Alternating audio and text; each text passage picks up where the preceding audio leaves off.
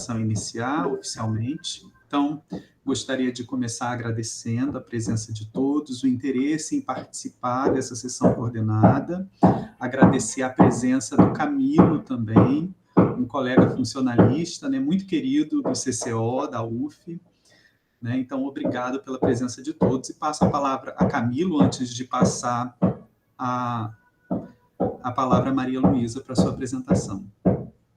Então, bom dia, pessoal. É uma honra muito grande estar participando de mais um evento do CCO, né?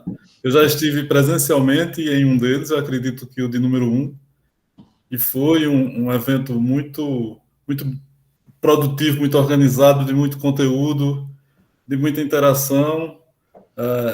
Para esse evento, eu não contava com a participação, eu tinha compromisso, inclusive, para essas datas.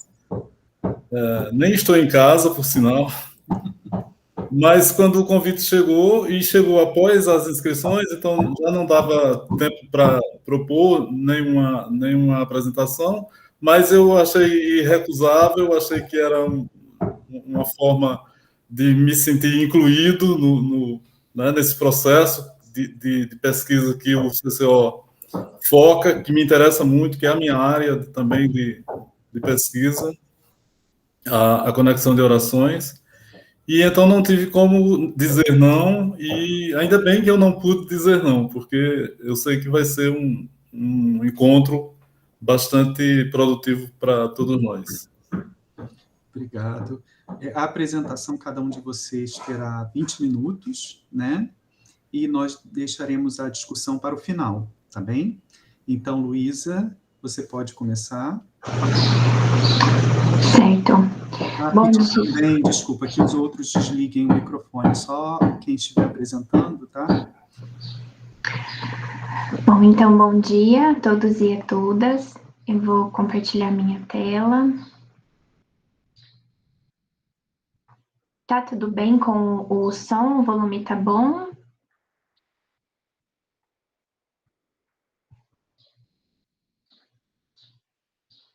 Tudo bem, Luísa. Tá. Bom, então, bom dia, pessoal. O título da minha apresentação é A Relação Espaço-Tempo na Emergência das Construções de Contraste com Enquanto. O trabalho é um pequeno recorte da minha pesquisa de doutorado, né? Em que eu investigo o desenvolvimento de 4 novos juntores contrastivos do português. Nesse trabalho eu vou focalizar a trajetória evolutiva de enquanto e, na verdade, um aspecto só em particular que a gente tem observado nessa trajetória. Bom, então, como o próprio nome indica, né, eu vou focalizar a relação espaço-tempo na emergência dessas construções. Quando a gente pensa em fontes de significados contrastivos, a gente sabe que o domínio de tempo é um canal fértil para a emergência desses significados, né? Diversos estudos tipológicos, inclusive, reúnem evidências disso. E dentre as várias nuances temporais que tendem a dar origem, né, que tendem a estar na fonte de significados contrastivos, as relações de simultaneidade estão entre as nuances mais produtivas, né? Então, em diversas línguas, construções similares às construções com enquanto no português já foram identificadas como tendo na fonte a relação de simultaneidade, né? A gente tem como exemplo a trajetória de mentre no italiano, a de while no inglês e a de enquanto no português, né? Já tem diversos estudos no português que tratam desse trânsito, né, de simultaneidade a contraste. Então, nesse trabalho, eu vou focalizar esse trânsito que já foi bastante explorado, né, mas eu vou olhar para como a dimensão do espaço, do tempo, se correlaciona com a dimensão do espaço nessas construções, né. Então, eu vou tratar disso e, no final, eu vou tentar discutir por que é a relevância, né, de observar como essas duas dimensões interagem. Então, o objetivo do trabalho é fornecer evidências de como a relação de simultaneidade se remodela diacronicamente, em favor de uma relação contrastiva nas construções com enquanto que, olhando em particular para como a dimensão do tempo se relaciona com a dimensão do espaço.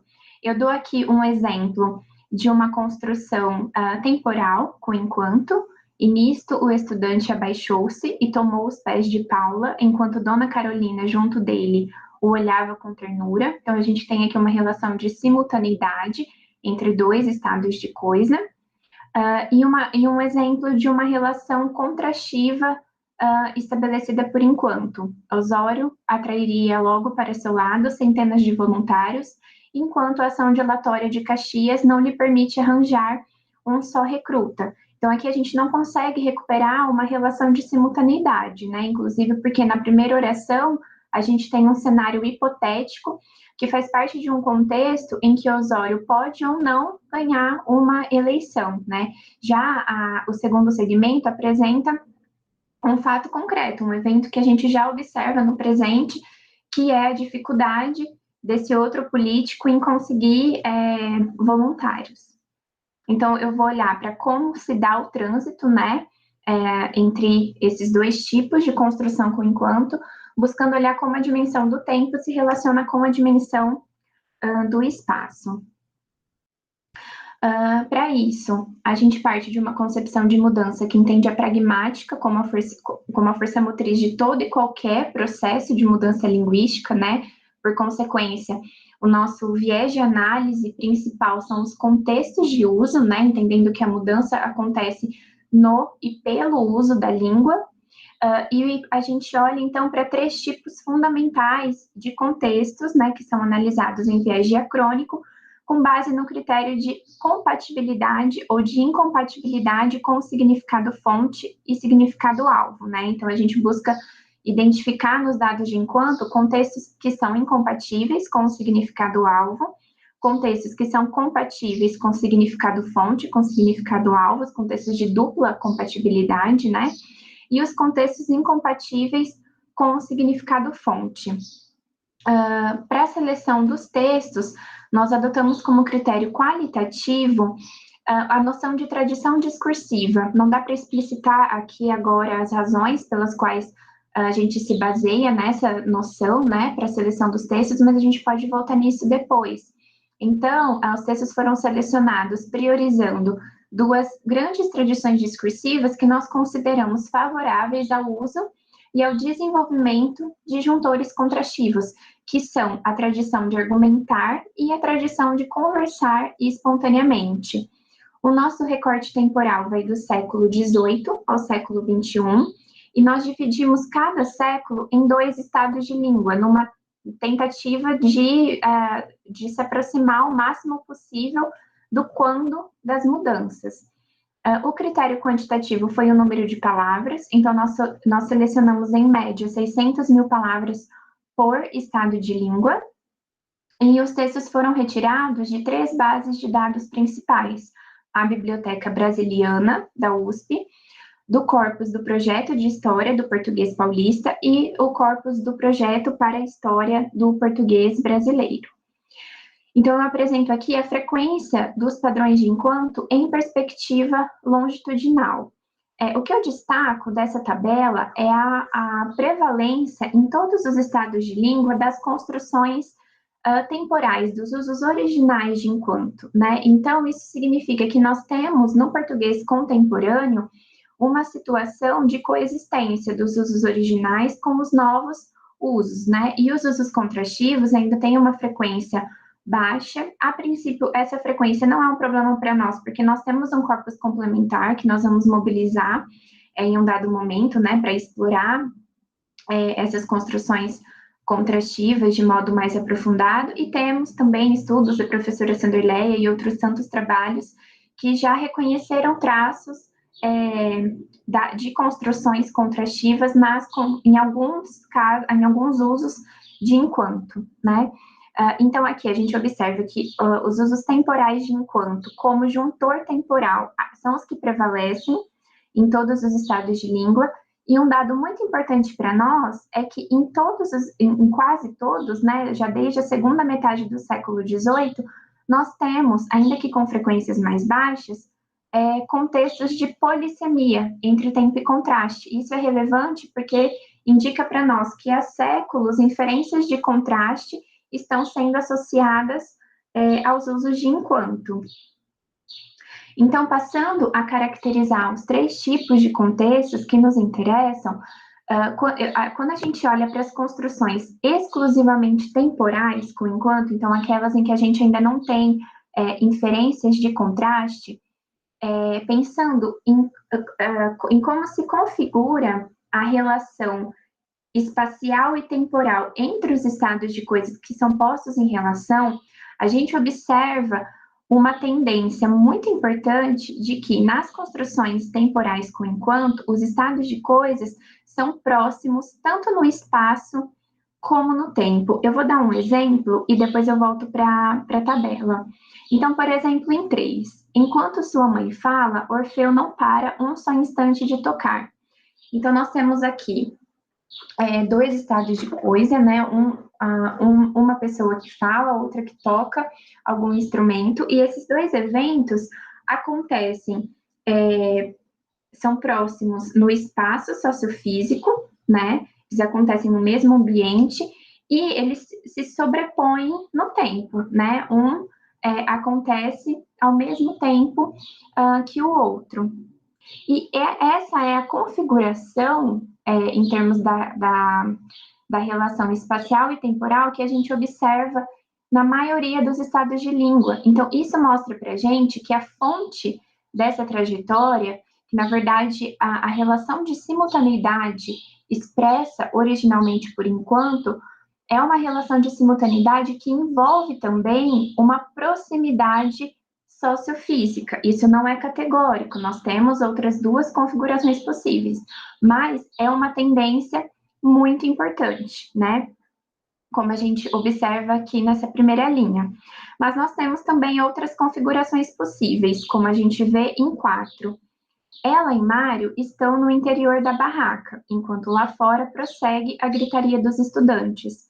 Então, aqui a gente observa 2 localizações espaciais distintas, né? Interior da barraca e lá fora, mas os 2 estados de coisas são próximos no tempo, né? Eles acontecem simultaneamente, um se sobrepõe ao outro, ao menos parcialmente, né? Então, é possível nós termos construções exclusivamente temporais com enquanto, que apresentam distância espacial, mas não é, como a gente vê na tabela, não é o mais típico, né? Principalmente quando a gente olha para os estados de língua mais recentes. E nós temos também construções que, provisoriamente, eu estou chamando de espaço irrelevante e proximidade temporal, né? A gente está refinando ainda essa análise, mas são contextos como em 5.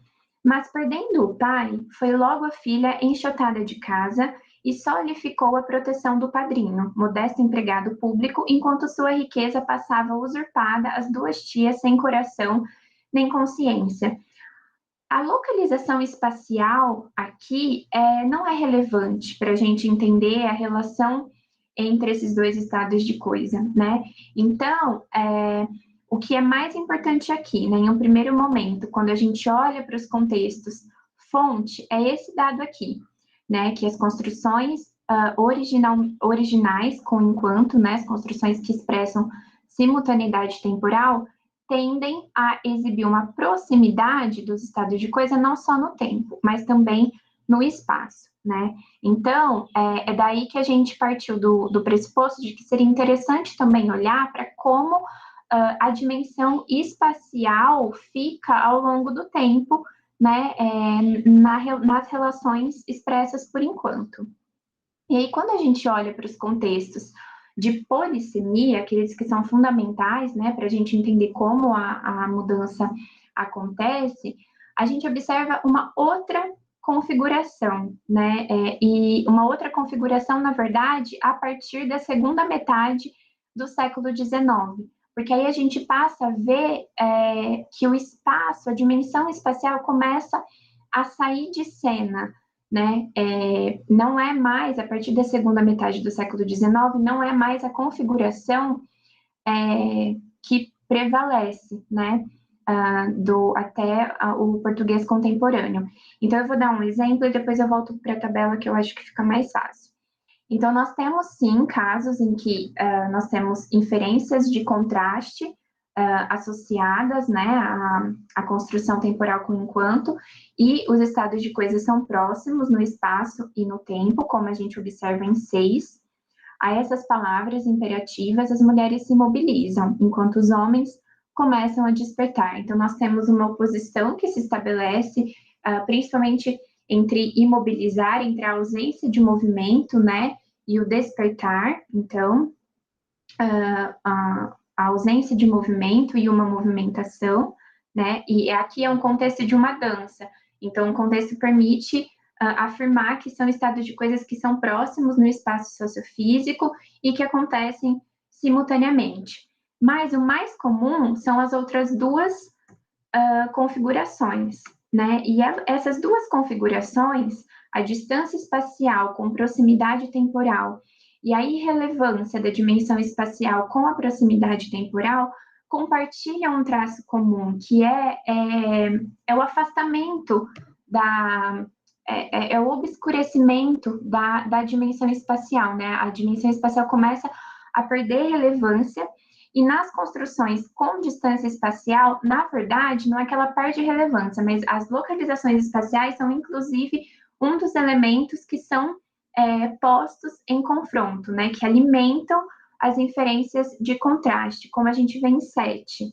Aquele homem de bem vai comer os feijões numa bandeja de pau, a laia de porco ou carneiro, enquanto que o senhor imediato e outros que tais vão gozar bons bocados à mesa do comandante. Então, nós temos espaços distintos, né? Pessoas comendo na mesa do comandante e outros comendo numa bandeja de pau, embora seja, assim, aqui seja referido só o instrumento, né, que está sendo utilizado para fazer a refeição, mas a gente consegue, pelo contexto, entender que isso se dá também em outro local, né? Então, o espaço aqui entra em oposição, e é interessante que essa oposição entre espaços sociofísicos vai para além de uma oposição no mundo sociofísico, porque ela remete também a espaços sociais distintos, né?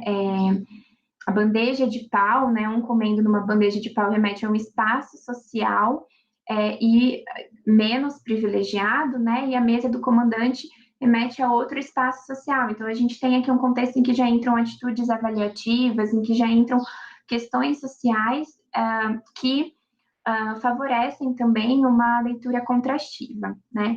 E temos construções em que, novamente, a noção de espaço não é relevante para a interpretação, como em 8.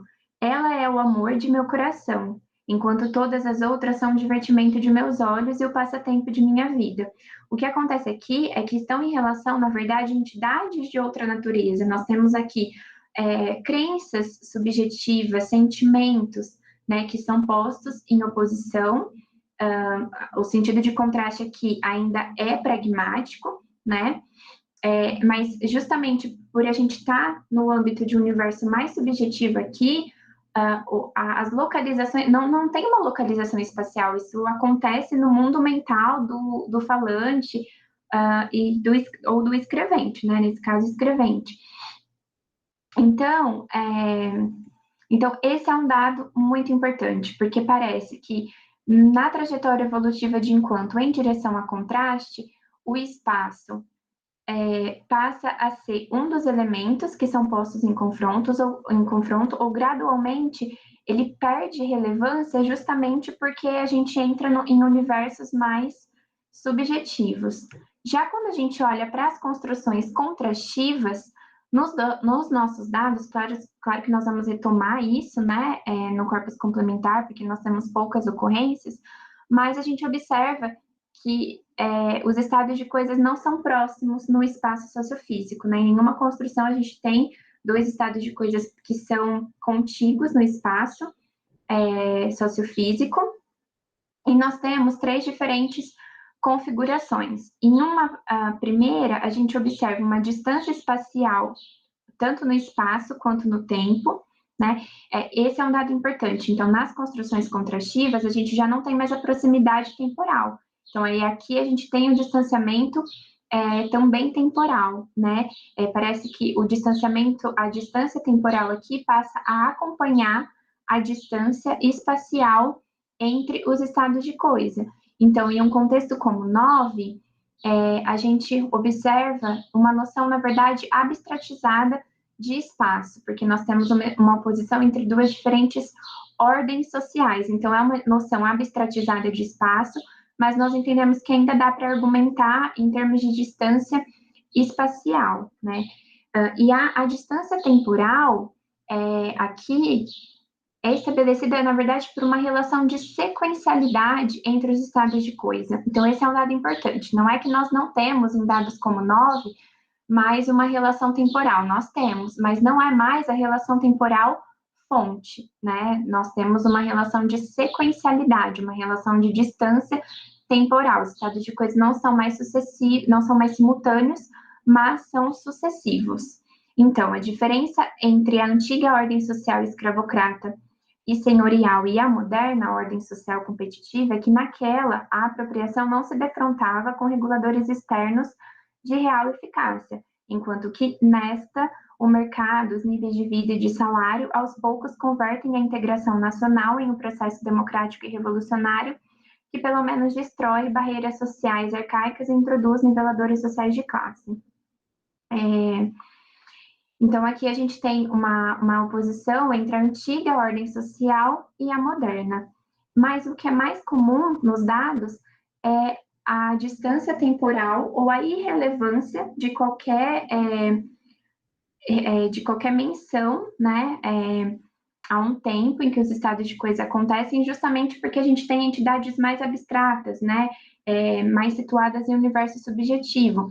Então, como a gente observa em 10, há na Constituição, o tempo está acabando, gente, eu já estou finalizando, tá bom? Há na Constituição de 1824 algumas novidades, se comparado ao projeto de 1823. Então, nós temos aqui a comparação de duas constituições, uma que foi formulada em 1823 e outra em 1824. Eu vou adiantar um pouquinho. Criando esse quarto poder, conferiu-lhe a Constituição a faculdade de prorrogar, adiar, dissolver a Câmara, enquanto, pelo projeto de 23, o imperador podia prorrogar e adiar a Câmara, mas não tinha o direito de dissolvê-la. Então, nós temos uma relação de sequencialidade entre como era a Constituição de 23 e como é a Constituição de 24. E não é relevante qualquer menção aqui, né, a localização espacial. E em 11, nós não temos já qualquer relação temporal entre os estados de coisa, nem mesmo uma relação de sequencialidade. A história do homem e da Terra tinha, assim, uma intensidade que não podiam dar nem a imaginação nem a ciência, porque a ciência é mais lenta e a imaginação mais vaga, e o que eu, enquanto que o que eu via ali era a condensação viva de todos os tempos. Para descrevê-la, seria preciso fixar o relâmpago. Então, aqui, seria um estágio assim, mais avançado da mudança, em que as duas dimensões, que lá nas construções temporais exibem, se caracterizam por proximidade, né? Aqui a gente tem a distância em ambas a irrelevância, na verdade, de ambas as dimensões. Então, os resultados sugerem que a relação espaço-tempo se remodela nas construções com enquanto que em perspectiva longitudinal. Né? Entre esses três tipos de contexto, há indícios de um afastamento gradativo entre os estados de coisa nas dimensões espacial e temporal. Esse afastamento é um aspecto de mudança-chave no desenvolvimento gradual do significado de contraste. Então, por que nesse percurso evolutivo nós julgamos interessante olhar para como acontece a interação entre essas duas dimensões, né? O Hyman, em um trabalho de 1985, fala que olhar para a interação entre essas duas dimensões permite a gente analisar como que se dá a proximidade ou distanciamento conceitual de dois estados de coisa. Então, estados de coisas que são próximos tanto no espaço como no tempo tendem a ser próximos também de um ponto de vista conceitual, né? E estado de coisas distantes no espaço e no tempo tendem a ser distantes do ponto de vista conceitual, que é o que acontece nas relações contrastivas. A gente tem uma distância conceitual entre os dois estados de coisa, né? E no percurso de enquanto, então, esse afastamento, essa remodelação da relação espaço-tempo parece substancial, né, para que o sentido de contraste gradualmente se desenvolva. E aí agora a gente está tentando correlacionar essas diferentes configurações com o tipo de entidade que é colocado em relação. Talvez depois a gente possa voltar aqui, né, mas são três tipos que nós temos observados, e aqui a gente é a próxima etapa da análise. Então, eu agradeço, peço desculpas por ter passado 3 minutinhos aí. Era isso. Muito obrigado, Luísa. Então, vou passar a palavra à Ana Luísa agora, tá?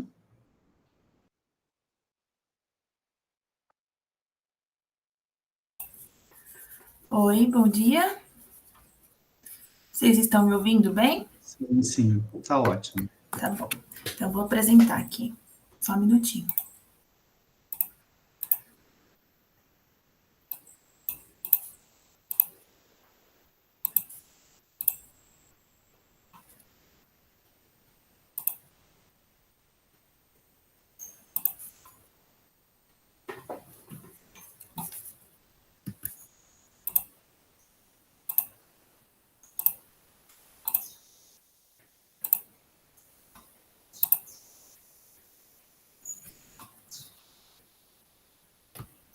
Vocês veem a minha tela?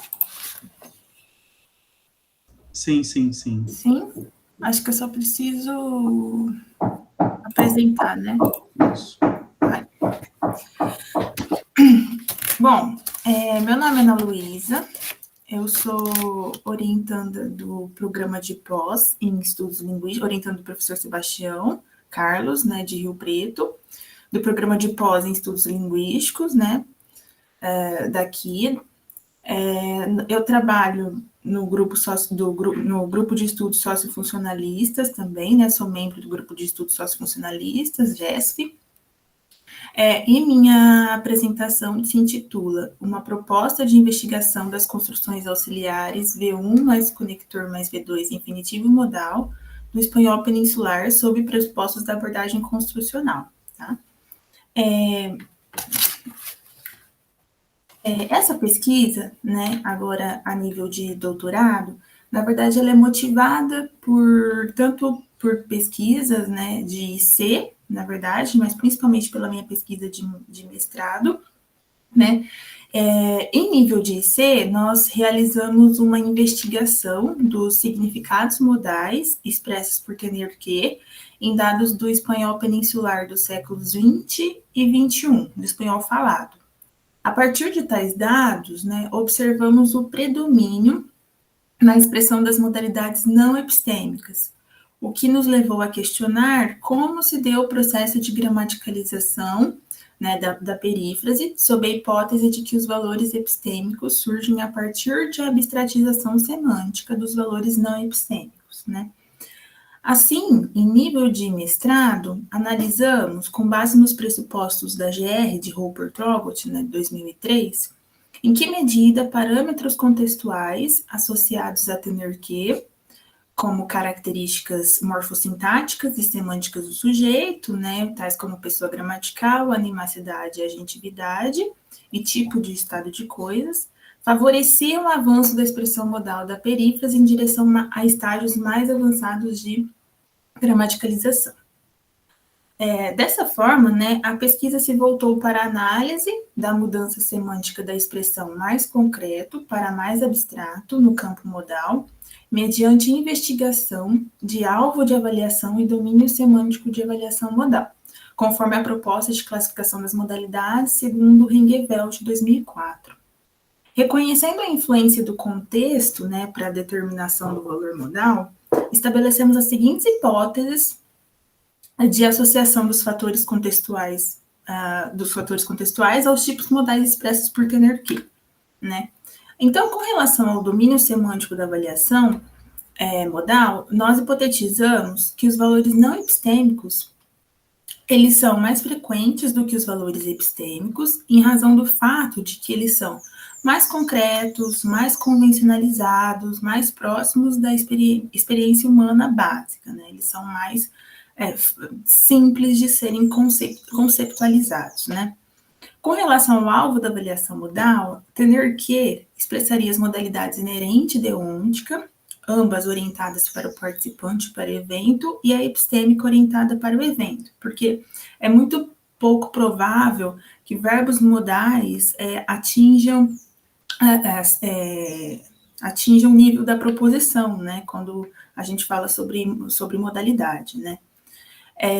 Com relação à animacidade do sujeito associado ao tener que, nós hipotetizamos que, quando associado a sujeito mais humano, tener que tende a receber as leituras inerente, deôntica e epistêmica. Isso se dá em razão do fato de que as modalidades não epistêmicas requerem a presença de um sujeito capaz de aceitar o evento como necessário ou obrigatório, enquanto a modalidade epistêmica dispensa a presença de um sujeito impelido a realizar algo no mundo real ou mundo social, né? Então, por isso que o sujeito menos animado, ele favorece uma leitura epistêmica, né? Com relação à agentividade do sujeito associado a tener que, nós hipotetizamos que, quando associada a sujeito com traço mais controle, tener que tende a receber leitura não epistêmica, ou seja, inerente deôntica, em razão do fato de que esses são tipos modais que geralmente requerem a presença de um sujeito participante, né, capaz de se engajar no evento e realizar o estado de coisas. Por outro lado, o sujeito com traço menos controle tende a receber leitura epistêmica, porque esse tipo modal não exige o engajamento de um participante no evento. Um outro parâmetro analisado diz respeito à tipologia do estado de coisas de Dick, né? Então, Dick faz essa divisão, né, em 4 tipos de estado de coisas: ação, processo, estado e posição. E segundo esses parâmetros, eles são analisados em termos de dinamicidade e controle, né? O que importa para a gente, na verdade, na pesquisa de mestrado, foi o traço controle, né, para verificar se a modalidade epistêmica se associaria a determinados tipos de estado de coisas ou a outro tipo de estado de coisas, né? Então a gente queria ver essa tendência de associação. Com relação à tipologia, né, considerando que esse é um parâmetro que envolve o traço semântico controle, né, e que sujeitos agentivos tendem a se associar a modalidades não epistêmicas, esperava-se que as modalidades epistêmicas estariam associadas a estados de coisas do tipo processo ou estado, enquanto as não epistêmicas a estados de coisas do tipo ação ou posição, né?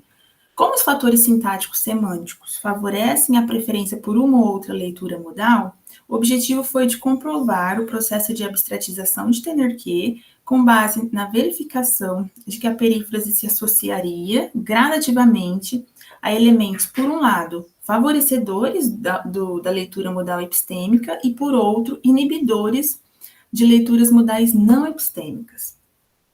Bom, como resultado, nós encontramos 928 tokens de tener que, né, do século XIV até o século XIX.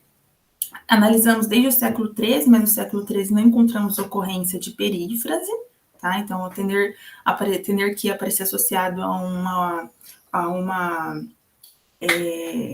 um outro constituinte que não era um verbo no infinitivo, né? Então, aí a gente descartou essa análise. E aí começamos a partir do século XIV, que é um século em que a gente encontrou ocorrência de fato, né? Do século XIII ao século XIX, o que nós observamos, né? O aumento gradativo do número de tokens é um indicativo de que a construção sofreu uma generalização de significado. Nesse caso, o aumento do número de tokens é reflexo da codificação gradativa, né, de diferentes types, né? Então, à medida que a construção foi possibilitando, né, a leitura, novos types, né, Então, o número de tokens naturalmente aumentou, né? Aqui nós temos um exemplo da modalidade epistêmica orientada para o evento, né? Eu vou ler só um trecho em português. Esta gente é da mesma qualidade, dos mesmos costumes dos outros povos descobertos, sem nenhuma seita que eu conheça. Estas são as suas palavras. Diz também que aquela terra tem que ser firme, e que estava diante de Saiton e Kisai, certas cidades ou províncias da terra firme, com esta opinião que tinha de que aquela era a terra firme. Nesse caso, nós temos um exemplo, né, bem claro, da modalidade epistêmica orientada para o evento, né? Então, nós temos aqui todos os fatores, né, todos os elementos que favorecem uma leitura epistêmica. Então, nós temos sujeito de terceira pessoa, sujeito inanimado, sujeito não agente, além da inserção da perífrase em estado de coisas do tipo estado, né? E todos esses fatores são impulsionadores da mudança semântica e da convencionalização do significado epistêmico. Eu vou pular isso aqui, senão eu não consigo terminar a tempo. Bom, conclusões, né? Gradativamente, tener que passa a se associar a sujeitos inanimados, não agentivos e estados de coisas menos concretos, os quais inibem o aparecimento de valores modais não epistêmicos e, assim, impulsionam a abstratização semântica. Então, nós percebemos um aumento da frequência do valor epistêmico de 3,1% no século XV para 10% no século XIX, né? Aumento no type. O aumento da frequência de tener que epistêmico é resultado do fortalecimento da inferência dessa leitura modal, propiciada pelo entorno discursivo de ocorrência de tener que, né, que são os fatores que nós analisamos. Bom, como uma proposta de pesquisa atual, né, embora na pesquisa de mestrado nós tenhamos focalizado a abstratização semântica de tener que mais infinitivo, nós reconhecemos que o verbo pleno tener havia sofrido mudança categorial, né, de verbo pleno auxiliar, e semântica, sentido de posse e indicador de funções gramaticais. Como resultado, essa perífrase passou a concorrer com outras construções no mesmo domínio modal, né? Essas construções são haber de, haber que, tener de mais infinitivo, que também tem sua origem no uso de um verbo de posse associado a uma oração relativa, né, uma oração com sentido de finalidade. O fato, né, para a gente, o fato de essas perífrases passarem por trajetórias similares de mudança nos levou a questionar como essas construções poderiam constituir uma rede procedural na gramática. Esse questionamento é motivado também pela constatação, na minha dissertação, de uma trajetória de generalização de tipos de sujeito e de verbos principais associados a tener que.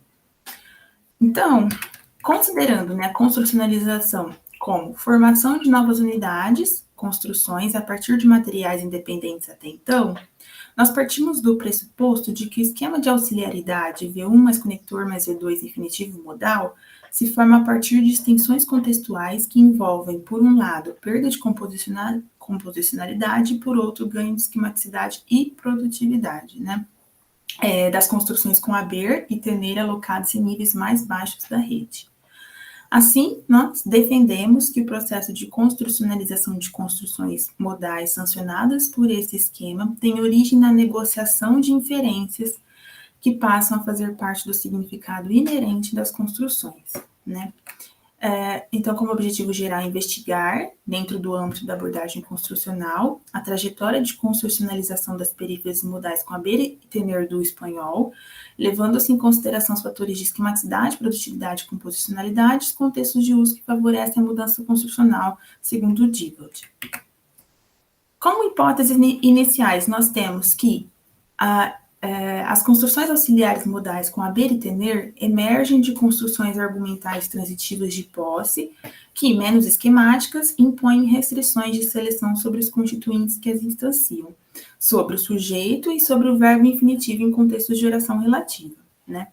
No esquema auxiliar emergente, haber e tener deixam de impor restrições ao sujeito e ao V2 da construção em função de reinterpretações induzidas pelo contexto e de extensões analógicas.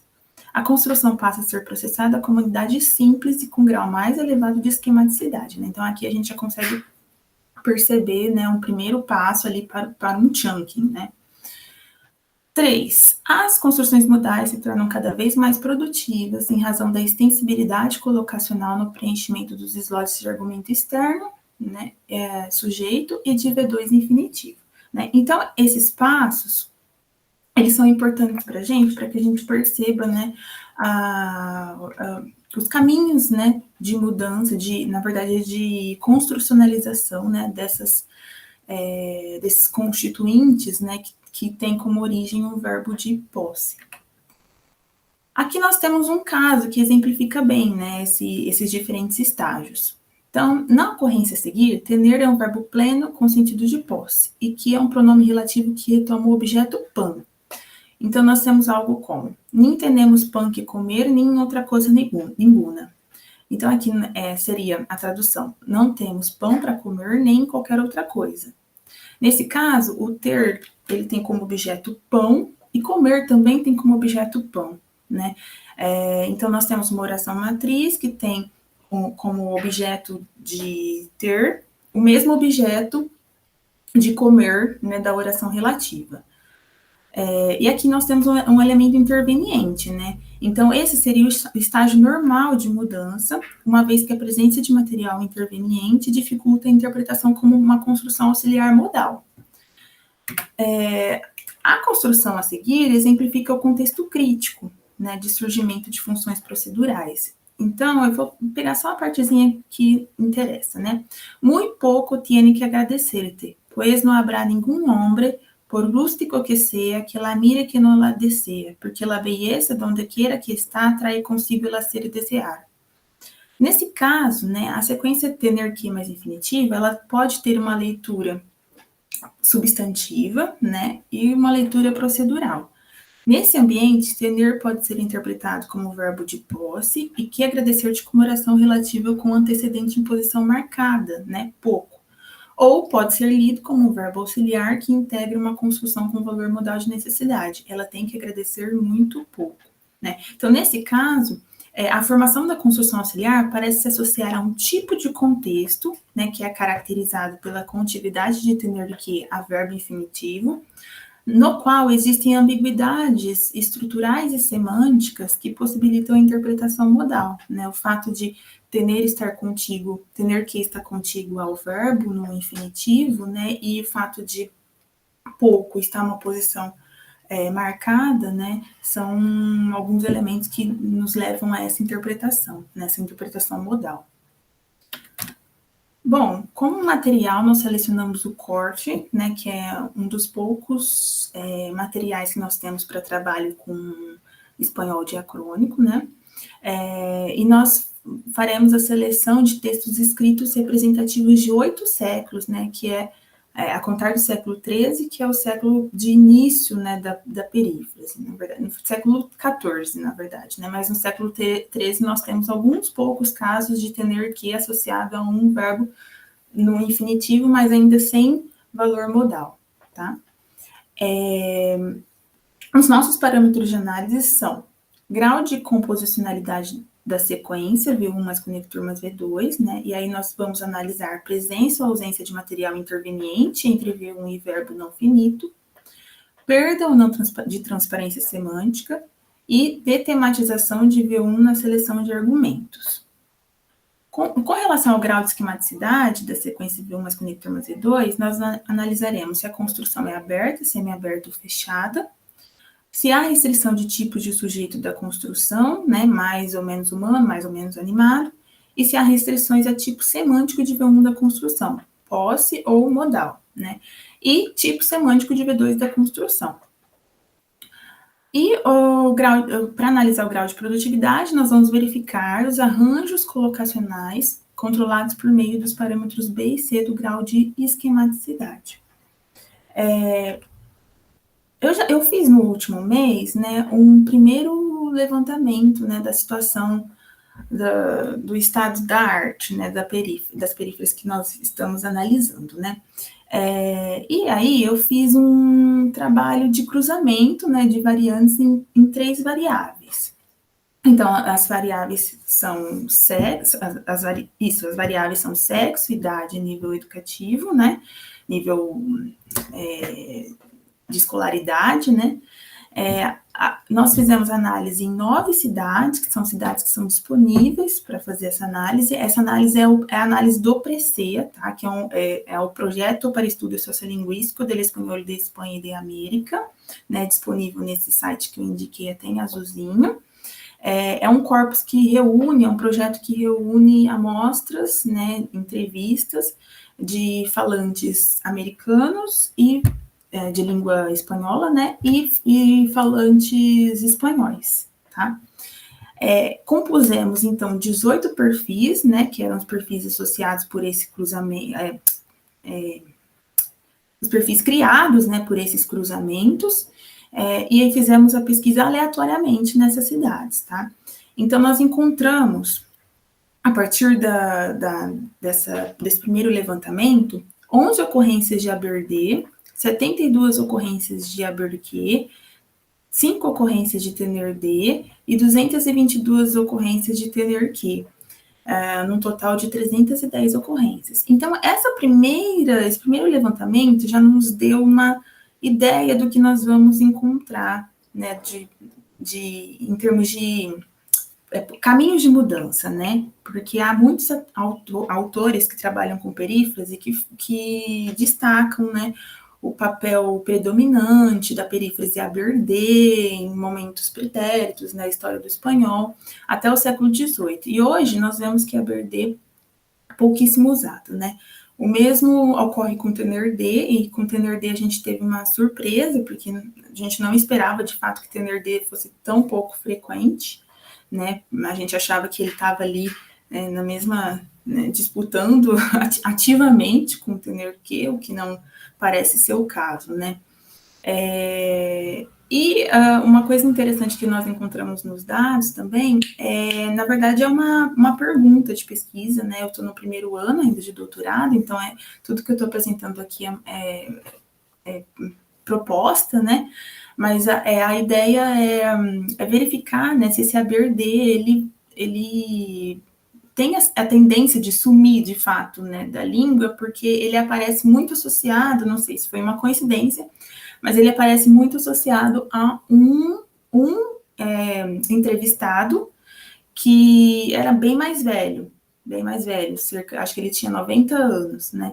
E ele fala muito ABRD, ele usa muito ABRD, enquanto os outros entrevistados não, né? Então, talvez seja algo interessante analisar, né? Eu fiz algumas perguntas que eu tenho que responder, né? Que eu acho que vão me dar uma boa ideia da distribuição, né, dessas perífrases atualmente e das redes, né, que elas podem constituir ao longo dos séculos. As perífrases com Q, elas se especializariam para a expressão de modalidade, né? A perífrase ABRQ expressaria a modalidade epistêmica, né? Essa é uma pergunta que eu me faço.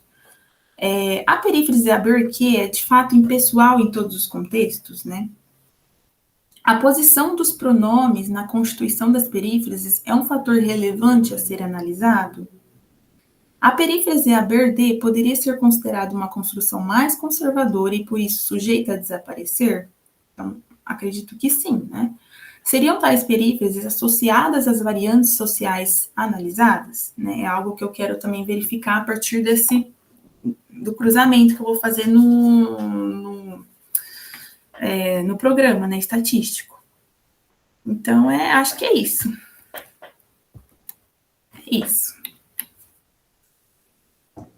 Muito obrigado, Ana Luísa. Passo, então, a palavra à Maria Luísa. São 3 Luísas hoje, né?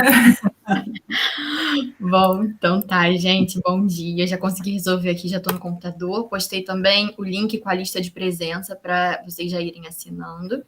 Vou compartilhar minha tela para começar a apresentar.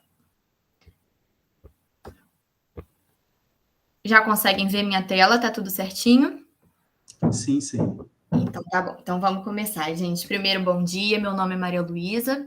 Eu estou no meu segundo, já encaminhando para o final do mestrado, né?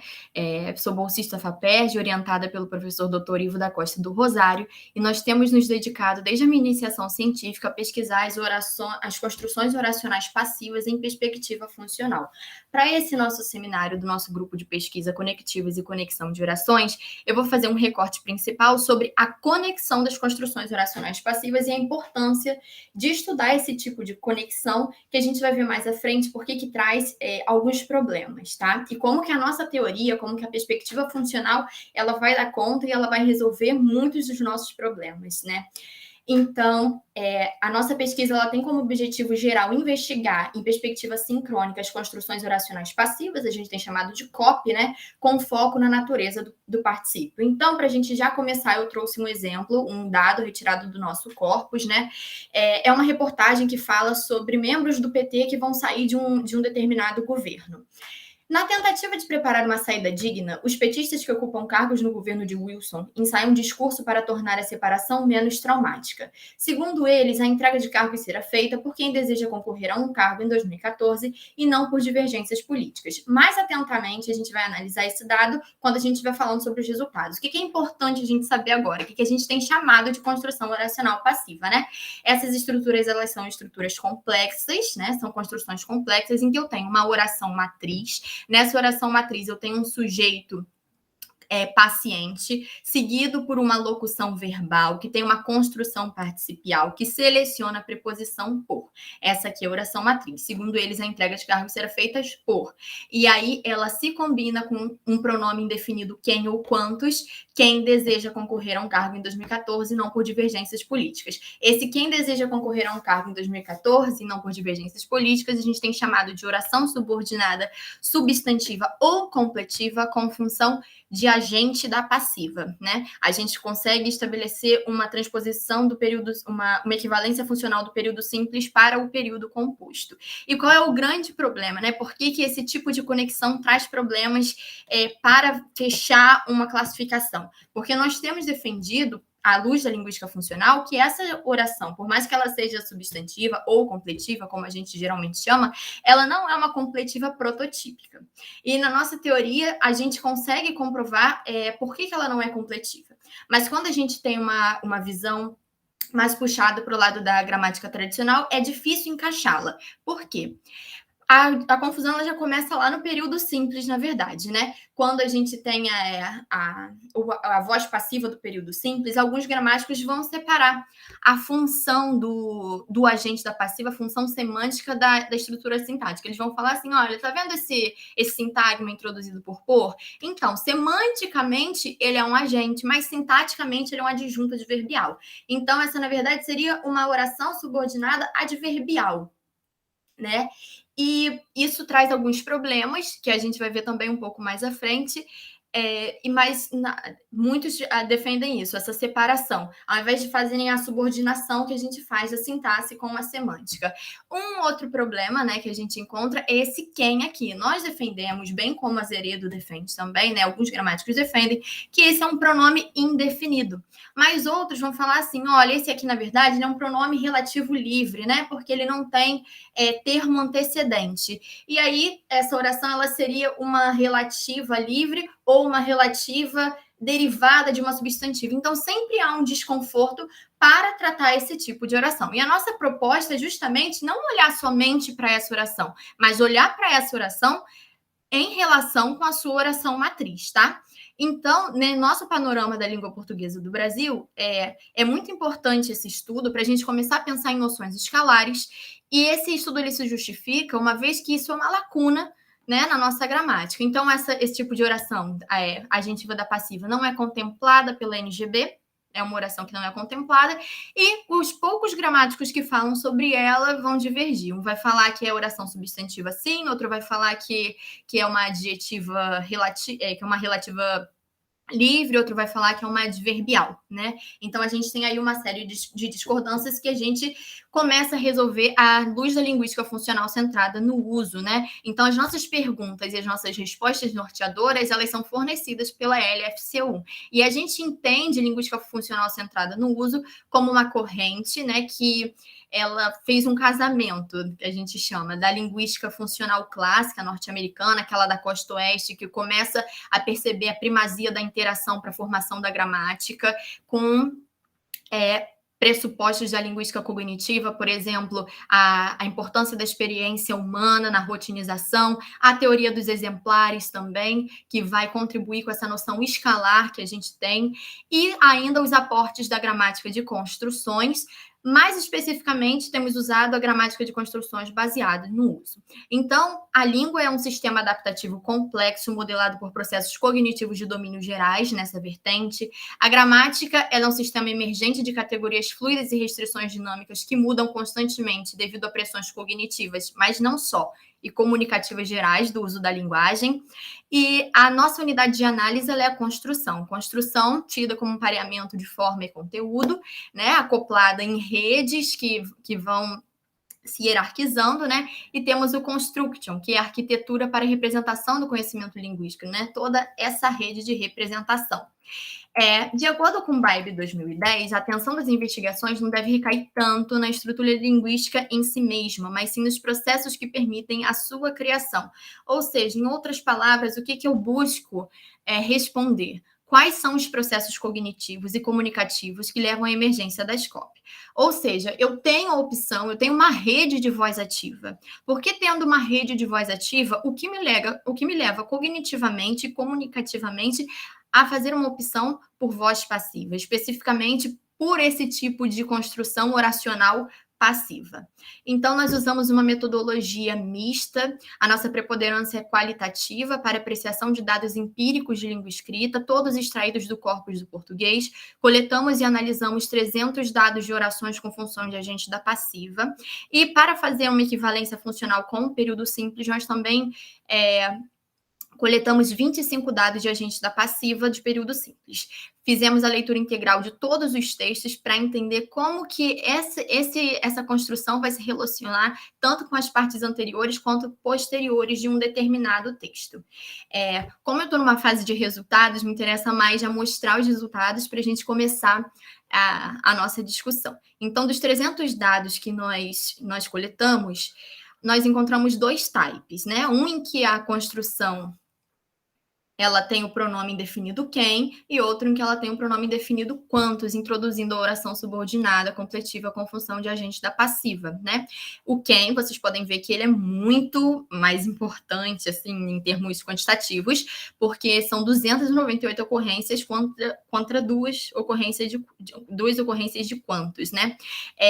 Ela se diferencia de uma conjunção integrante porque, além de ser preenchida semanticamente, ela exerce uma função sintática dentro da oração subordinada. Mas ela também se diferencia de um pronome relativo porque não tem termo antecedente. Então, nós temos visto que, na verdade, isso é um pronome indefinido e vamos descobrir também quais são as funções que esse pronome indefinido exerce no contexto em que ele aparece, tá?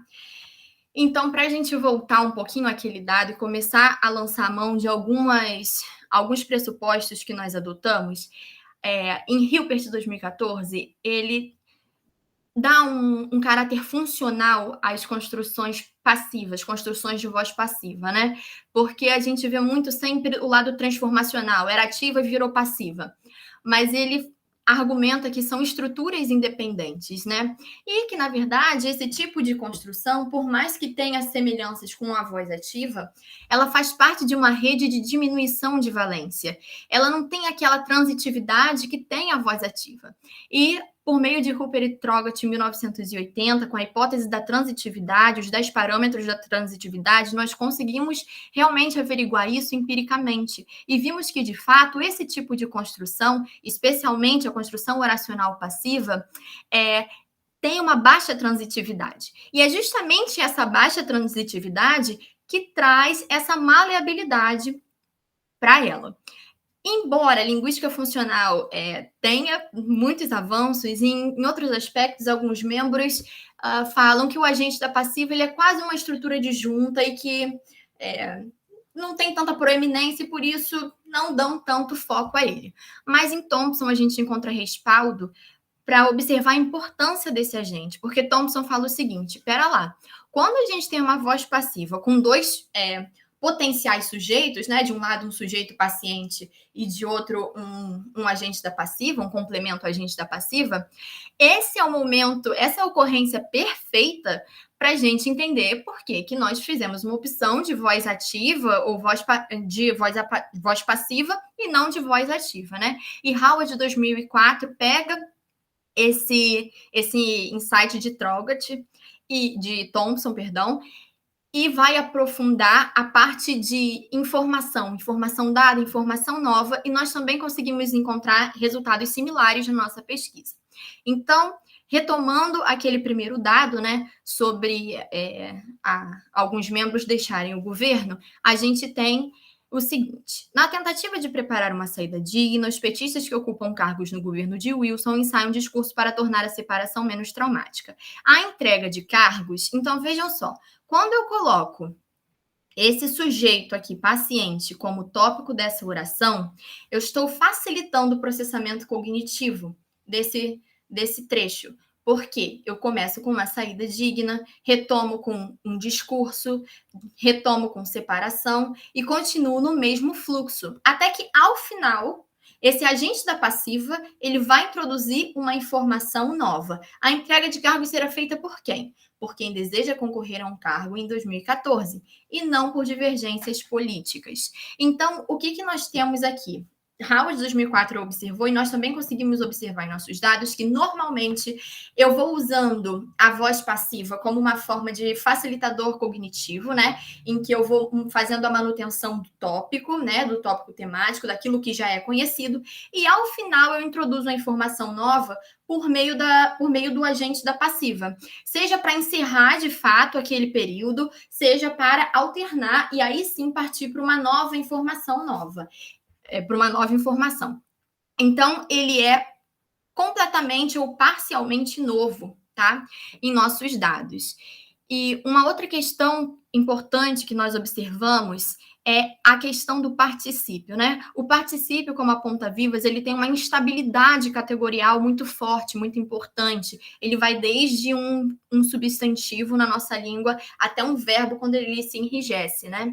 E o que nós temos observado é que quando a gente tem um agente, esse agente pressiona uma faceta mais verbal desse particípio, porque o agente é também característico dessa transitividade. Não é aquela transitividade alta, como eu já apontei, não é aquela transitividade alta, mas, de uma certa maneira, continua pressionando essa faceta mais verbal para manter aquela relação de paciente e agente. Então, não tem proeminência de sujeito de forma nenhuma, não é como um objeto, mas nós temos percebido que isso é um complemento, sim. Diferente, não prototípico, é um complemento não obrigatório, mas que exerce uma função importante quando está presente, né? E vejam só que interessante, um outro fator que nós observamos, e aí a gente começa a falar de novo sobre essa maleabilidade, que a gente não sabe muito bem onde encaixa, né? Que é uma oração que faz interseção, às vezes com uma relativa restritiva, sim, e a gente vai ver esse caso em outro contexto, e às vezes também com adverbial. Vejam que ao lado, segundo eles, a entrega de cargo será feita por quem deseja concorrer a um cargo em 2014 e não por divergências políticas. Esse não por divergências políticas, isso aqui é similar, e se não for, um adjunto adverbial de causa, né? Então, veja a proximidade funcional desses dois termos dentro da oração, né? De um lado, a gente tem esse agente da passiva e muito próximo dele, inclusive dentro dele, a gente tem esse adjunto. E por que isso é tão presente, né, na construção oracional passiva? Por que ser, às vezes, parecido com uma relativa, ser, às vezes, parecida com uma completiva é tão presente? Justamente por causa dessa baixa transitividade, tá? Nessa 2 aqui, a gente tem um texto de um blog falando sobre as pessoas que não sabem falar não. Se pudéssemos fazer um censo, veríamos que esse tipo de mal não é geralmente dito, olha, já começa aqui a voz passiva, né? Preparando. Esse tipo de mal não é geralmente dito por pessoas que tentam compensar suas próprias inseguranças. Aqui a gente já tem uma relativa restritiva. Um mal não é dito por quem não conhece o que está sendo proposto e vê como saída conclusiva o uso do não. Um mal não é usado por quem se sente inseguro ou isolado. Então, vocês vejam que quem não conhece o que está sendo proposto, quem se sente inseguro ou isolado, também tem uma interseção ali com a relativa restritiva. É muito próximo, né? Mas esse pronome indefinido, ele muda toda a categoria. Então, na verdade, a gente vê que ele exerce sim uma função sintática no interior dessa oração, mas ele não tem aquele termo antecedente. Mas vejam que, mais uma vez, essa oração ela está trazendo uma nova informação, né? Sobre essas pessoas que dizem o mal não. Quem não conhece o que está sendo proposto, quem se sente inseguro ou isolado no que está sendo falado, tá? Então, mais uma vez, você tem esse processamento cognitivo facilitado pela voz passiva. Nessa 3, a gente vai ver esse quem funcionando como uma espécie de cataforizador. O texto fala sobre uma fuga de presídio. Esse salve é para expor a todos a maior conspiração de todos os tempos. Toda a sujeira que vamos apresentar aqui foi orquestrada pelo JB e passada através da mulher dele, a Sheila, para seus subordinados. Diz a mensagem. JB é João Pinto Carioca, João Branco, um dos expoentes da FDN, atualmente detido em uma unidade prisional federal. E a mulher citada, vejam aí bastante voz passiva do período simples, é Sheila Maria Faustino Pérez. O texto é escrito por, mais uma vez, texto recuperando aqui uma informação dada de mensagem, né? O texto é escrito por quem supostamente João Branco pretendia atacar. Então, vejam que esse quem generalizante, ele funciona como um termo que vai suspender temporalmente a informação nova como uma estratégia argumentativa. Por quem supostamente João Branco pretendia atacar? Aliados de José Roberto Fernandes, o Zé Roberto da Compensa. Tá? Então, mais uma vez, a informação nova sendo trazida pela oração passiva, oração com função de agente da passiva, e esse quem agora realizando uma ação cataforizadora. Nós encontramos isso em muitos dados. Para finalizar, eu trouxe um dado com quantos, ele é um dos meus únicos dados com quantos, né? É um comentário sobre um texto que fala sobre bibliotecas físicas. Aqueles que têm uma relação verdadeiramente afetiva com os livros físicos certamente viveram nesse texto um dos grandes momentos descontraído e emocionante. Como somos incompreendidos por quantos veem nos livros velhos apenas fonte de poeira e paranhos. Parabéns ao artista. Então, mais uma vez, a gente tem um agente da passiva que vai se diferenciar desse grupo A. Quem é o grupo A? Aqueles que têm relação verdadeiramente afetiva com os livros, no qual o autor se encaixa. Esse é o grupo no qual o autor se encaixa. Como nós somos incompreendidos? Por quem? Por quantos veem nos livros velhos apenas fontes de poeiras e paranhos. Então, o agente fazendo aí uma oposição ao grupo A, que é dos amantes de livros, né? E o grupo B, que apenas acha que é uma fonte de poeira e paranhos. Então, nossas conclusões parciais nos levaram a entender que as copies são inseridas em determinados contextos para a manutenção de tópicos temáticos, né? Dado que o sujeito paciente da oração matriz se relaciona a referentes de partes anteriores do discurso. A completiva com função de agente da passiva adiciona, integralmente ou parcialmente, uma nova informação, ou para encerrar o período ou ao fim de alternar o tópico do discurso. Os pronomes quem e quantos, além de introduzirem a oração completiva com função de agente da passiva, cumprem a função sintática de sujeito dentro da oração subordinada, diferentemente da conjunção integrante, e são capazes de realizar processos catafóricos. Sendo uma unidade, mais uma vez falando em catafórico, né, mais uma vez se distanciando aí do pronome relativo. Sendo uma unidade da rede de diminuição de valência, da qual fazem parte as construções passivas, o agente da passiva não desempenha um papel tão proeminente como de um sujeito agente da voz ativa. Contribui, entretanto, para que a cópia mantenha elementos de transitividade. Então, é aquilo, apesar da baixa transitividade, continua mantendo esses elementos. Então, essas são as minhas referências. Muito obrigada. Muito obrigado, Maria Luísa. Camilo, eu me dei conta de que, graças a Deus, eu não sou professor de matemática, né? Porque eu fiz uma conta de horários que, se eu for apresentar, nós vamos até 12:30 para depois discutir. Então, para garantir a qualidade da discussão, eu vou retirar o meu trabalho, tá? e aí nós vamos apreciar os 3 trabalhos. Eu vou começar, Camilo, passando a palavra a você, que é o convidado, se quiser fazer alguma observação sobre o primeiro trabalho da Luísa Ferrari. Tá? Depois eu também gostaria de comentar. Certo, Monclar, boa decisão. Eu vi que o tempo estava Pois é, correndo. eu fiquei pensando assim, olha, não, se fossem 15 minutos, daria 1 hora, então vou dar 5 minutos a mais, mas isso já é jogar em meio de 20, e a gente teve as palavras iniciais, agora são meio de 10, enfim. Mas Pois é, então tá tudo certo. vamos tentar retomar os trabalhos para a gente conversar um pouco. Em relação ao trabalho de Luísa, uma das Luísas, né, Luísa Ferrari, me vieram algumas curiosidades. O que eu vou mencionar são curiosidades. Eu não tenho propriedade para falar desse item especificamente, embora eu esteja começando agora uma orientação de uma dissertação com o enquanto, mas é algo bem incipiente ainda, eu não tenho nenhum resultado mais concreto para ressaltar.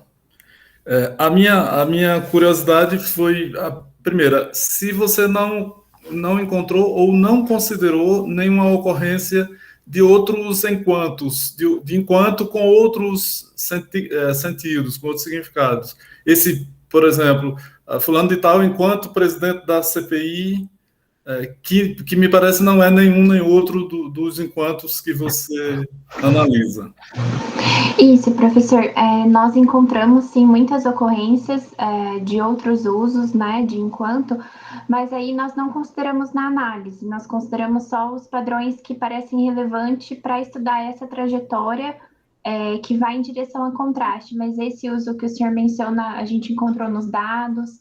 Nós encontramos também muitas ocorrências em que a relação temporal não é essa de sobreposição, essa de simultaneidade, né?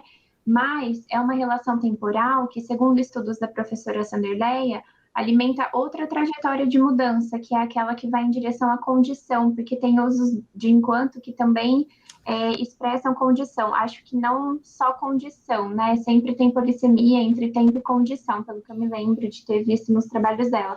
Então, aí, como parece que esses outros padrões estão associados a outras trajetórias, nós não consideramos, né? Os dados que eu apresentei são só de simultaneidade. Uhum.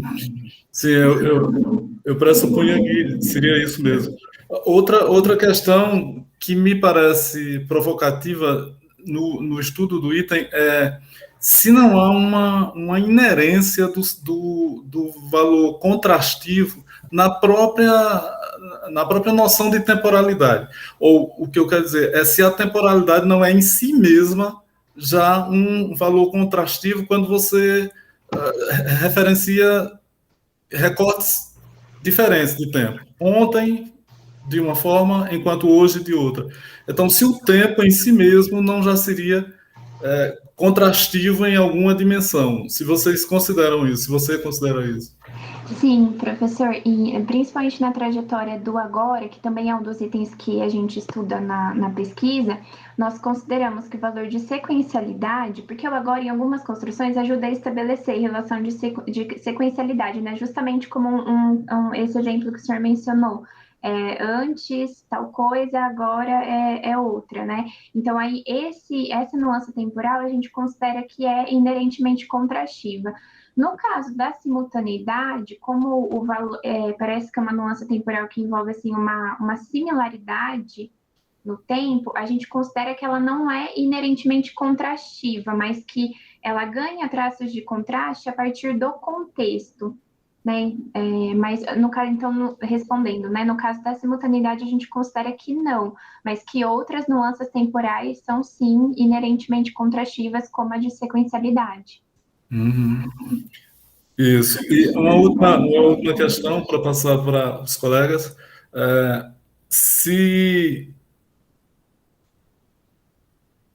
Sim, o que eu observei na sua apresentação, que eu acho que é uma boa decisão, é que você está considerando os contextos e não o item em si. Então, toda a sua classificação é ou toda a sua reflexão tomando o contexto, né, como foco.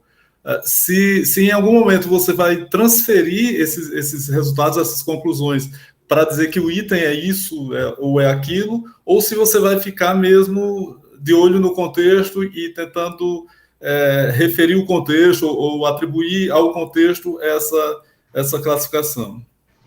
Nós olhamos sempre para o contexto, desde as primeiras análises até as conclusões.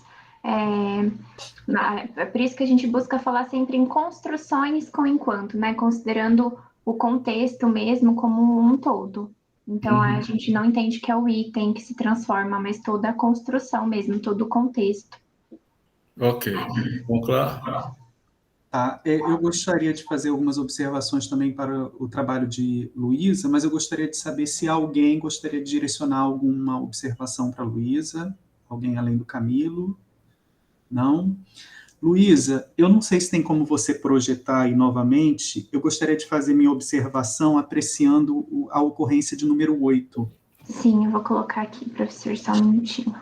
Primeiro, Luísa, eu gostaria de parabenizar o trabalho, né, o rigor metodológico, né, o controle dos dados que você demonstra. Você está com quanto tempo de pesquisa de doutorado? Está no início ainda? No terceiro, professor. No terceiro, tá. Isso.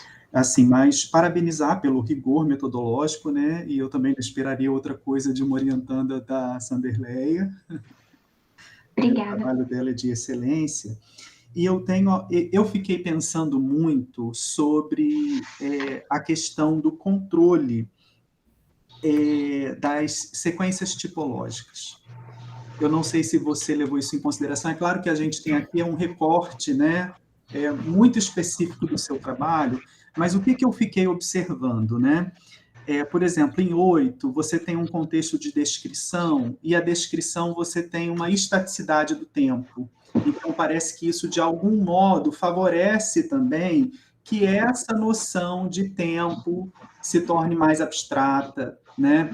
Eu fiquei observando também, acho que um outro exemplo mais à frente, que eu acabei não anotando, mas em que há também um tempo mais estável. Meu telefone, calma aí. Uhum. Há um tempo mais, há um momento também de descrição ou de dissertação, em que a dissertação também tem esse traço de atemporalidade, e que só num segundo momento aparece a marcação temporal. Eu acho que eu anotei sim, deixa eu ver se eu anotei, acho que é o exemplo 10. Veja aqui, ó, no exemplo 10 você tem, né, um traço, que é esse tempo que está suspenso na Constituição, né, um presente atemporal, né? E só depois vai haver algum traço temporal mais à frente. É nesse exemplo? Eu não sei se é esse. Eu não vou lembrar qual foi, ou se foi o 9. A diferença entre a antiga ordem social escravocrata e senhorial ou seja, tem assim, né, esse tempo que não é marcado, né? Próprio da dissertação, e só no segundo trecho que você vai ter alguma coisa. Aos poucos convertem a integração nacional.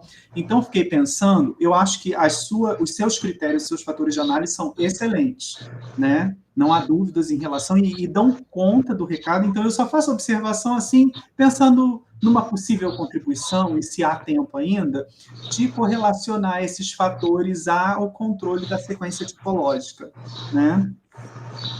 Foi o que eu fiquei pensando. Eu agradeço, professor. Realmente é uma coisa que a gente não monitorou até o momento, mas pensando agora nos dados, eu acho que pode ter, sim, correlações com a sequência tipológica.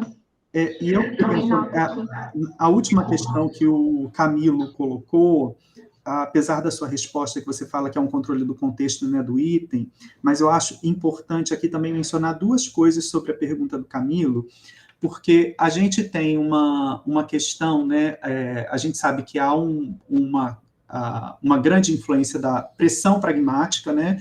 Então você vai ter esse enquanto que vai ter a sua classificação, vamos pensar assim, dependente do contexto, mas ele não chega a um estágio de semanticização. Significa, se você pega um conector como o MAS, por exemplo, o valor de adversidade está tão preso ao mais que você acaba recuperando essa noção vamos dizer assim, mais recorrentemente no contexto, mas o enquanto ele ainda não tem, né? Ou talvez porque, se você estiver trabalhando com uma perspectiva da gramaticalização, ainda está em desenvolvimento, ou seja, esse valor temporal ainda está muito persistente. Então, eu acho que isso é uma coisa interessante, né? Dizer que esse elemento ainda está nessa gramaticalização de camadas, se você está trabalhando com uma perspectiva de gramaticalização, né, e mostra muito ainda essa divergência de usos, né? Porque o natural seria que, com o tempo, né? Quer dizer, o natural não, existe uma questão contingencial, né? Mas que isso poderia, por exemplo, mudar com o tempo, né? Chegar a um ponto que se torna um semantizado, vamos dizer, oh meu Deus, sedimentado, né? Um determinado significado relacionado ao item, tá bem? Certo, professor. O que a gente observa nos dados, acho que é justamente isso, não aconteceu ainda a semantização, ainda não tem todos ou a maioria dos traços de construções de contraste prototípicas, né? Existe um autor, ele inclusive foi convidado para o nosso próximo seminário do DIG, que é o Vittorio Tantucci. Ele é professor da Universidade de Lancaster, nos Estados Unidos, e ele vai falar sobre, vamos pensar que seriam fases assim da convencionalização até chegar à semantização, e ele fala de tipos de intersubjetividade. É muito interessante que a gente tem pensado nesses dados, que ainda dependem muito da pragmática, como que ele vem chamando de intersubjetividade estendida, né? É aquilo que já é compartilhado numa comunidade de falantes, mas parece que o item ainda não está, esse significado não está tão semantizado, e depende demasiadamente do contexto, né? Nossa, muito interessante mesmo para pensar esses dados. Professor, qual que é o sobrenome? É Vittorio? É Tantucci, Tantucci. Ele é italiano. Ah, sim. Obrigada. Tá bem? Agora, por trabalho da Ana Luísa Camilo.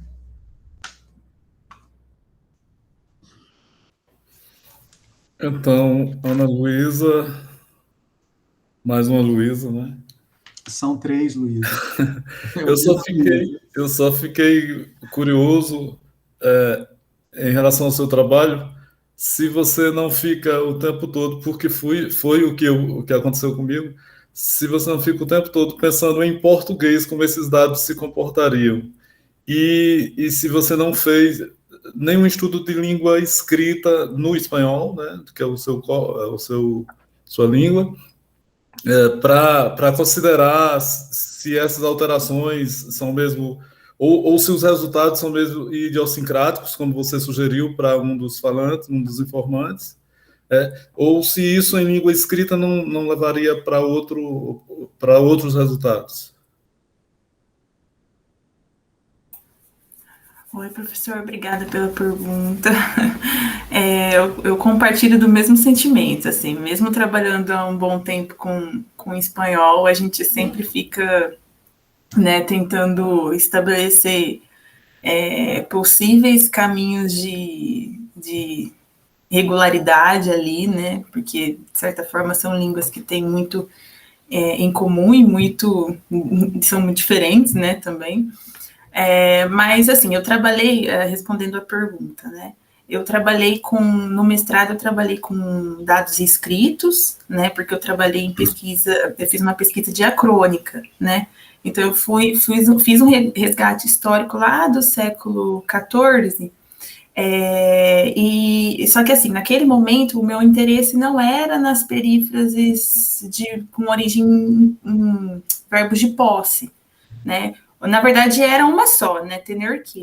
As outras não era o meu interesse. Então, naquela época, eu não fiz essa pesquisa naquele corpus, né. Então, essa primeira pesquisa que eu fiz, né, em perspectiva sincrônica para dados atuais, essa primeira pesquisa me deu essa ideia, né, do que pode ser, da situação do ABRD, né, que é o caso que eu vi que tem pouquíssimos dados e eu esperava que ele tivesse um pouquinho mais, assim como o TNRD. Mas, assim, não sei ainda, né, porque não fiz uma pesquisa mais, né, expandida, algo maior, né, de maior impacto. Mas seria o caso de fazer essa pesquisa. Eu vou fazer, na verdade, né, agora no doutorado, em perspectiva diacrônica, e vamos ver se eu consigo confirmar isso, né, de que ela vem sofrendo realmente esse processo ela vem perdendo terreno, né, para Tenerquê, e eu quero mostrar como isso se dá de maneira gradativa, né, e acho que vou conseguir. Vamos ver. Espero. Ok, Monclar. Minha conexão está travando para vocês, que eu estou com aviso de problemas de conexão. Não, Não, tranquilo. normal. Ótimo. Alguém gostaria de fazer alguma colocação sobre o trabalho da Ana Luísa antes de eu falar? Não? Ana Luísa, eu também vou pedir, se você puder abrir sua apresentação, lá quando você fala dos seus dados de mestrado, ainda Sim. tem um que começa assim, disse, né, de dizer, e depois tem o seu fenômeno, está num período composto. Peraí. Que eu gostaria de fazer uma observação. Também parabenizar pelo trabalho, né, pelo objeto, bastante interessante, pelo tratamento inicial também dado aos dados, muito adequados. Né, e sempre assim, você filtrar o que eu vou dizer, porque a gente tem um recorte muito específico daquilo que vocês estão dizendo, né? A gente não tem ideia, né, efetivamente, do que está pesquisando. É sempre uma seleção. Eu acho que não é esse não, acho que é antes ainda. Será? Será que eu perdi? Eu acho que eu não pus antes. Esse? Isso mesmo, né? É o seguinte, que impressão que eu tive das suas análises, pode ter sido uma impressão errônea. A gente dá uma grande relevância à análise contextual, né, para fazer a interpretação dos nossos dados, e embora você esteja trabalhando com contextos adequados, né, eu tive a impressão na sua fala de que muitas vezes você está muito centrada na oração e na estrutura argumental em que está o seu fenômeno. Eu observei nesse disse também, por exemplo, que você vai dizer que é uma modalidade epistêmica, que você tem esse diz, que não tem essa pessoa marcada, né? Até a Vânia Casseb Galvão tem um trabalho que diz que esse diz que seria um operador de evidencialidade, ou seja, esse fato de não ter alguém atribuído, tudo isso favoreceria que não seria uma leitura deôntica, em epistêmica, ou seja, o que eu observei, não nesse dado apenas, mas lá também, quando você chega à abordagem construcional, é que eu acho que você poderia explorar melhor outros elementos do contexto que podem favorecer uma leitura epistêmica. Né? Mas não que sua análise esteja equivocada, não. Acho que você foi adequada nas análises em que você apresenta, mas eu fiquei pensando em explorar essas relações. Né? E esse é um ganho que a gente tem tido atualmente na teoria, porque a gente se preocupava muitas vezes com o resultado, com o produto, né? E hoje a gente fica muito olhando para essas questões metonímicas, contextuais. E uma outra coisa também sobre o ABRD, né, que você tem pouquíssimos dados diacrônicos, e aí eu vou falar de uma possível solução para você. Quando a gente ainda se trabalha, né, com a perspectiva clássica do funcionalismo, com a ideia de gramaticalização, já era comum os conceitos de gramaticalidade para meio que reconstruir o percurso histórico da mudança a partir de dados sincrônicos, né? Eu acho que o seu problema com a BRD é na diacronia, não é isso? Hoje em dia você tem dados sincrônicos mais volumosos, vamos dizer assim? Não.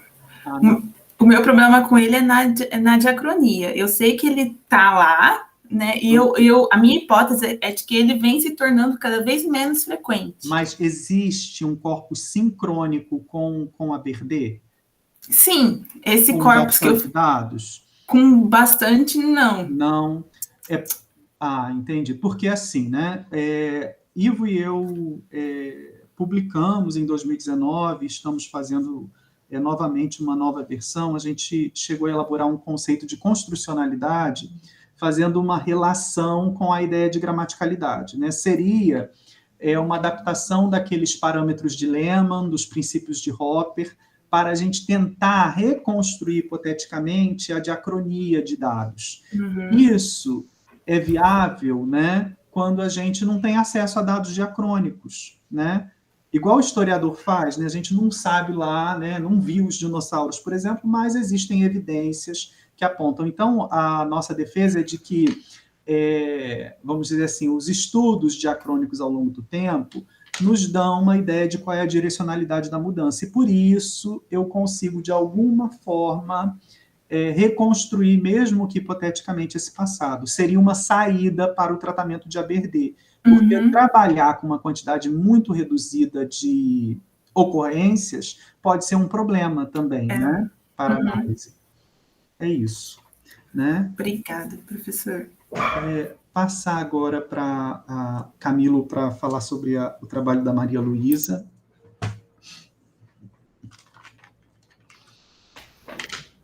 Então, Maria Luísa Guimarães,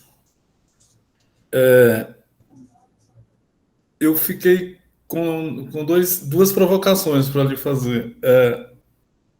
É claro que a gente, numa apresentação tão curta, com elementos que passam tão rápido na tela, a gente não tem uma noção completa de como o trabalho está, né, se estruturando para chegar a uma versão mais definitiva. Mas o que me ocorreu como questão mesmo é o que leva você a tomar essa decisão de considerar que a preposição ela pertence à oração matriz e não à oração, o que seria a oração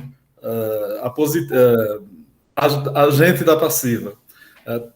O que é que mobiliza a análise de vocês a tomar essa decisão de fazer o corte depois da preposição? Por que o conector não é por quem ou por quê? É por quem e é quem? Como é que vocês tomaram essa decisão? Ela não me parece assim, uma decisão muito tranquila. Ou e eu que estou equivocado? Não foi tranquila, não. Na verdade, algumas coisas a gente ainda está pensando e repensando. Mas uma das decisões que a gente teve que tomar foi realmente tentando ver uma separação entre elas. Em alguns dados, alguns advérbios que se colocavam entre o por e o quem. Foi basicamente isso. Aí, quando a gente viu que realmente tinha um tipo de material interveniente, aí eu comecei a separar. Mas antes não. Antes era realmente eu colocava o por quem. Porque até me parece que para acomodar essa noção de construção, seria mais confortável, né, considerar o por quem, e não fazer o corte, para não deixar também a oração matriz terminando com uma preposição. Né? E a outra questão é se vocês então estão considerando os pronomes interrogativos ou indefinidos, né, no caso, como conectores, porque eles estão realizando a conexão entre as orações. Então, pronomes indefinidos são conectores. Ok. Apesar de não ser assim, uma visão que a gente encontra em muitos lugares, mas a gente vê ali uma função conectiva, sim. É uma contribuição, eu acho, relevante e inovadora, né? Porque você está assumindo o pronome indefinido como conector. Algumas gramáticas já assumem o advérbio, eles chamam de advérbio interrogativo, né? Mas realmente, o pronome indefinido é muito pouco visto. Mas é assumido como conector, sim. Pois é, são decisões delicadas de tomar, mas você está sendo corajosa de assumir. Eu acho positivo. Obrigada. Alguém gostaria de fazer alguma observação para Maria Luísa? Não? Maria Luísa, eu vou fazer uma observação que não é agora para o mestrado, porque você já está concluindo, né? Mas, às vezes, você pretende, né, fazer o doutorado e continuar com o objeto. E eu fico observando assim, né? Embora a gente não trabalhe especificamente com a tradição gramatical, a gente sempre parte dela, né? E a gente faz uso das mesmas estruturas. E eu fico pensando que às vezes isso pode ser meio que uma camisa de força para a gente, porque a oração, você mesmo faz uma observação sobre a oração adjetiva restritiva, mais uma oração adjetiva restritiva, por exemplo, ele foi morto pelo homem que estava na frente do banco, né? De que modo, funcionalmente, isso não está relacionado à construção, oh meu Deus, com função de agente da passiva, né, a oração que você está estudando, de que modo esses significados não se aproximam. Então, às vezes, é interessante ter um trabalho que faça uma relação entre essas construções, né? Porque elas têm muita semelhança funcional, embora ali você vai dizer, não, aqui tem um substantivo, um sintagma nominal, e há, na verdade, um pronome relativo, e por isso a oração é adjetiva, mas eu acho que não é, a decisão mais sábia não é essa, né? É difícil mesmo. Toda vez que a gente olha para essa oração, é um problema, porque a gente vê muitos pontos de interseção mesmo. Às vezes ela se aproxima de um adjunto, às vezes ela se aproxima pela própria natureza do particípio, como um complemento nominal, às vezes de uma relativa restritiva mesmo, mas quando eu olho o todo, isso que modifica. Quando eu olho esse quem, que é bastante generalizante, e principalmente quando eu olho a relação dela com a oração matriz, vejo esse encaixamento de voz passiva, isso sempre me guia de novo para observá-la como uma completiva não prototípica, mas isso não quer dizer que ela não tenha pontos relevantes de interseção e que, de fato, um trabalho grande e bom seria olhar perto das adverbiais, olhá-la perto das restritivas, das completivas nominais. Isso não descaracteriza o seu trabalho de mestrado, que já é excelente, muito importante, né? A Mariângela até diz que a gente faz o seguinte, a gente coloca um tijolinho no muro, né? Então, na verdade, se você for levar isso para o doutorado, são novas contribuições que você pode trazer. E talvez olhar para essas relações seja bastante interessante, né? E tentar descrevê-las, né? Uhum. As aproximações, as distâncias entre elas. É isso. Eu acho que tem muito trabalho para fazer com essas orações. Até o nome é complicado de dizer. Oração agente da passiva. A gente não encontra um termo que descreva melhor como acontece para as outras orações, né? Afinal, né, Camila, as pessoas não quiseram se debruçar muito sobre ela até hoje. Uhum. Ela não é à periférica, né? Você está aí desbravando, né? Não é à toa que não quiseram. Tá bem, então.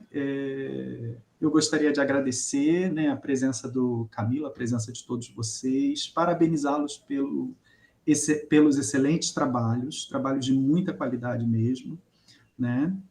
E muito obrigado. Passo agora a palavra ao Camilo, a vocês também, se quiserem dizer alguma coisa.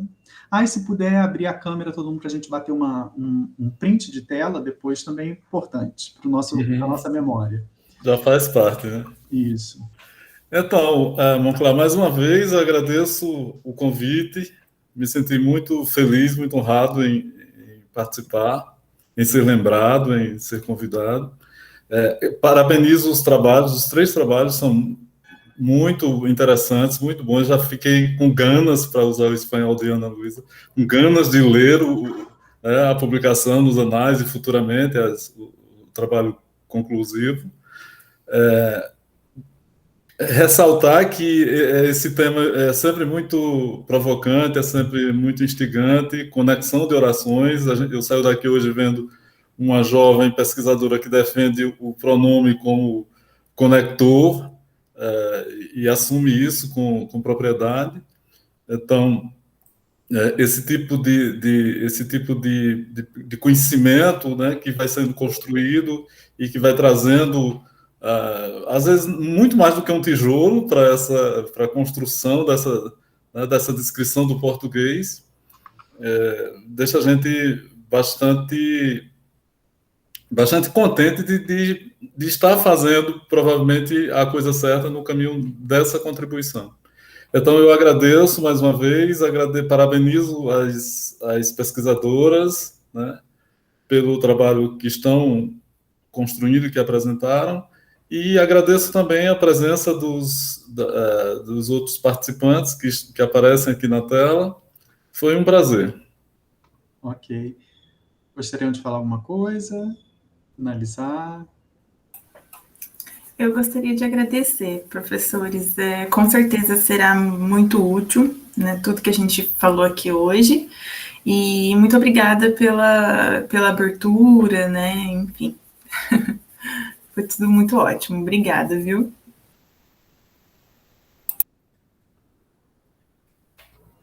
Então, eu vou tirar um print. Se todo mundo puder dar um sorrisão aí para a gente...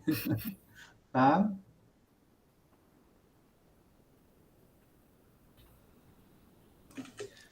Foi.